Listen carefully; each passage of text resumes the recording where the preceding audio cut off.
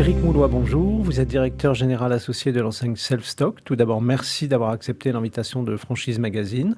Bonjour, merci beaucoup pour l'invitation. Pouvez-vous nous présenter l'enseigne Self-Stock, son activité et les grandes étapes de son développement depuis sa création?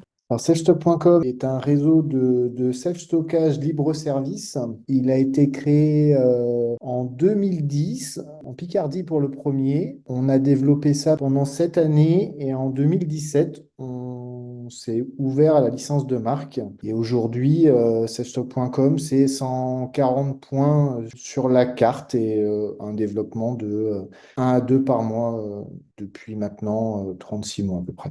Précisément, quels sont vos objectifs de développement pour 2024? Pour 2024, environ 2 ouvertures par mois et on pense que 2025 sera sur les mêmes rythmes. Quelle est la répartition entre les sites en propre et les sites en franchise?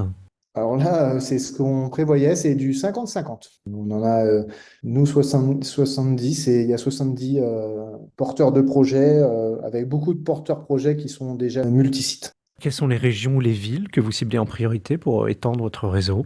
Et c'est assez surprenant. Nous, on n'a pas de ville cible. En fait, on n'a pas de ville cible. On évalue ça à plus de 500 points sur la carte, puisqu'en fait, dès qu'il y a une zone de chalandise de plus de 15 000 habitants à 10 km, on estime que un petit centre de stockage peut s'installer. Et comme on est soumis à permis de construire et qu'on reste une activité en container, c'est la difficulté, c'est d'obtenir les permis de construire. Donc en fait, on n'a pas de région cible. On aime bien la région parisienne, on aime bien le sud de la France, on aime bien l'ouest, mais la vérité, c'est que on regarde partout et on pousse les candidats à regarder dans les zones qu'ils connaissent et pas forcément uniquement celles où ils habitent. Voilà. Quels sont les critères pour devenir franchisé Self-Stock?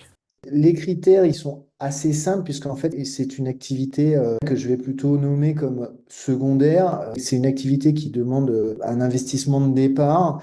Et donc, les critères, il faut avoir minimum 50 000 euros d'apport. Il ne faut pas en chercher une rémunération comme une rémunération salariée tout de suite, puisqu'en fait, c'est vraiment une activité qui prend 1 à 2 heures de temps par mois de travail. Et donc, c'est vraiment une activité un peu assimilée à de l'immobilier. Et aujourd'hui, on voit bien que les gens qui sont à l'intérieur du réseau, c'est plus des candidats, c'est soit des gens qui sont encore en fonction et qui ont ça en activité secondaire, c'est des gens qui ont cédé des entreprises et qui ont souhaité réinvestir en sautant le volet charge de personnel ou des gens qui avaient déjà des centres de stockage qui nous ont rejoints. Et comment se déroule la formation de vos franchisés? La formation, elle est assez simple puisqu'en fait, nous, ce qu'on a créé chez safestock.com, c'est un logiciel de gestion automatisée d'un centre de stockage. On est avant tout en interne des développeurs informatiques. Et donc, la formation chez nous, elle va prendre, allez, je vais dire, 2 grandes phases. La formation liée à la création d'un centre de stockage, que je vais assimiler assez simple. Et ensuite, l'apprentissage de l'utilisation d'un logiciel va se passer en 2 étapes. Une étape de prise en main du logiciel pour tout paramétrer. Et donc là, c'est fait dès l'ouverture du site. Et ensuite, on va accompagner le temps qu'il faut, 1, 2, 3, 4, 5 mois, le nouveau licencié pour qu'il puisse assurer sa facturation, ses prélèvements, ses relances clients si nécessaire. Qui comprennent ce qu'il a à faire. Et ça, en fait, on va le faire jusqu'à ce qu'il puisse le gérer de façon autonome. Quel type d'emplacement et quelle surface il faut pour ouvrir un centre? Alors, il faut minimum des terrains de 1500 mètres carrés, plutôt dans des zones artisanales ou zones industrielles, puisqu'en fait, étant soumis à permis de construire et étant en container, on ne peut pas s'installer n'importe où. Il n'y a pas de limite. On a des terrains de plus de 8000 mètres carrés. Ensuite, c'est l'étude de densité de population qui fera le choix. Est-ce que vous aidez vos franchisés à trouver ce type d'emplacement? Nous aussi, on est développeurs, donc en fait, on cherche tous des terrains. Nous, on les aide à évaluer la pertinence du terrain qu'ils ont trouvé. Donc, on les laisse chercher. On leur dit, bah voilà, cherchez dans cette ville-là, cette ville, elle peut fonctionner. On les laisse chercher. Et ensuite, nous, on va leur faire l'analyse d'implantation d'abord. Combien de containers on peut poser sur ce terrain-là en fonction de l'urbanisme, des règles d'urbanisme. On a un urbaniste en interne qui va faire cette étude d'implantation. Ensuite, on va regarder la concurrence locale, le prix qu'on pourrait positionner, puisqu'en fait, la location d'un container, le prix peut varier entre de la région parisienne et puis le centre de la France. Donc, en fait, on va regarder ça, la pression concurrentielle et le positionnement de prix. Et en fonction de ces deux critères, le nombre de containers, la concurrence, on va pouvoir faire une simulation financière pour regarder si le projet est rentable et on va donner notre avis aux candidats sur la pertinence du projet.